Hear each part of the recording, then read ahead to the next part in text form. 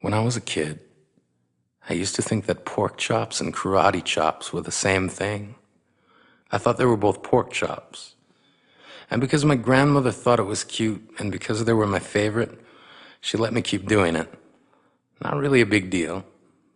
One day, before I realized fat kids are not designed to climb trees, I fell out of a tree and bruised the right side of my body. I didn't want to tell my grandmother about it because I was scared I'd get in trouble for playing somewhere I shouldn't have been.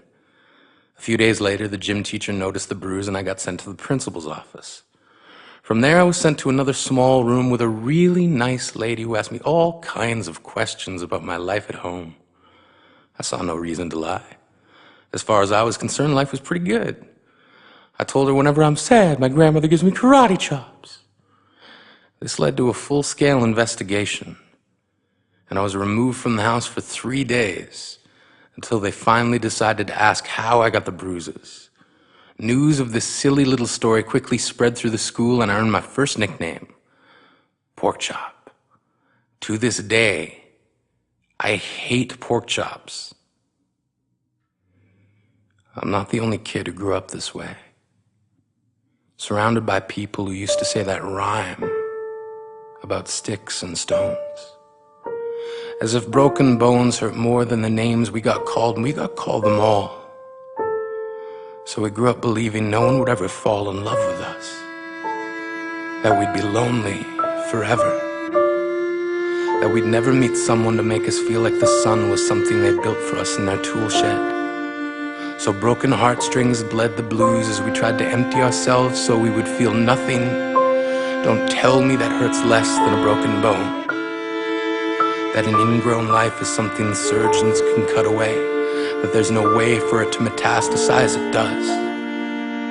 She was 8 years old. Our first day of grade 3 when she got called ugly. We both got moved to the back of class so we would stop getting bombarded by spitballs. But the school halls were a battleground where we found ourselves outnumbered day after wretched day. We used to stay inside for recess because outside was worse. Outside we'd have to rehearse running away or learn to stay still like statues, giving no clues that we were there in grade 5. They taped a sign to the front of her desk that read, "Beware of dog." To this day, despite a loving husband, she doesn't think she's beautiful because of a birthmark that takes up a little less than half her face. Kids used to say she looks like a wrong answer that someone tried to erase but couldn't quite get the job done.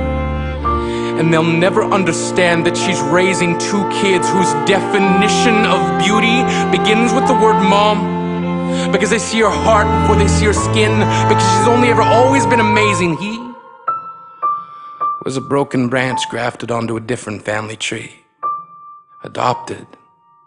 Not because his parents opted for a different destiny. He was 3 when it became a mixed drink of 1 part left alone and 2 parts tragedy. Started therapy in 8th grade.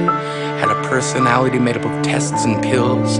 Lived like the uphills were mountains and the downhills were cliffs. 4/5 suicidal, a tidal wave of antidepressants, and an adolescence being called pauper. 1 part because of the pills, 99 parts because of the cruelty. He tried to kill himself in grade 10 when a kid who could still go home to mom and dad had the audacity to tell him, "Get over it."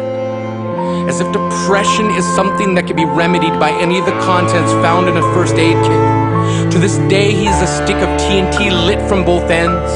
Could describe to you in detail the way the sky bends in the moments before it's about to fall.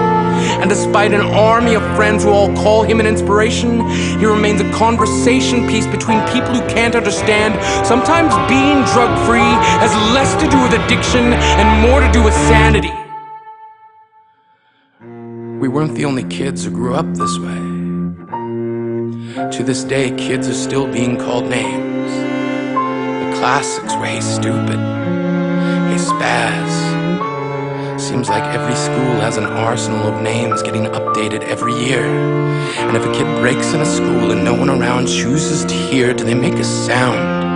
Or they're just background noise from a soundtrack stuck on repeat when people say things like kids can be cruel?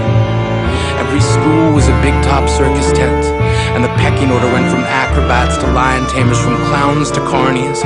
All of these miles ahead of who we were freaks. Lobster claw boys and bearded ladies, oddities juggling depression and loneliness, playing solitaire, spinning the bottle, trying to kiss the wounded parts of ourselves and heal. But at night, while the others slept, we kept walking the tightrope. It was practice, and yes, some of us fell. But I want to tell them that all of this is just debris, left over when we finally decide to smash all the things we thought we used to be. And if you can't see anything beautiful about yourself, get a better mirror. Look a little closer. Stare a little longer. Because there's something inside you that made you keep trying despite everyone who told you to quit. You built a cast around your broken heart and signed it yourself. You signed it. They were wrong. Because maybe you didn't belong to a group or a clique. Maybe they decided to pick you last for basketball or everything. Maybe you used to bring bruises and broken teeth to show and tell but never told. Because how can you hold your ground if everyone around you wants to bury you beneath it? You have to believe that they were wrong. They have to be wrong. Why else would we still be here? We grew up learning to cheer on the underdog because we see ourselves in them. We stem from a root planted in the belief that we are not what we were called. We are not abandoned cars stalled out and sitting empty on some highway. And if in some way we are, don't worry. We only got out to walk and get gas. We are graduating members from the class of We Made It. Not the faded echoes of voices crying out names will never hurt me. Of course, they did. But our lives will only ever always continue to be a balancing act that has less to do with pain and more to do with beauty.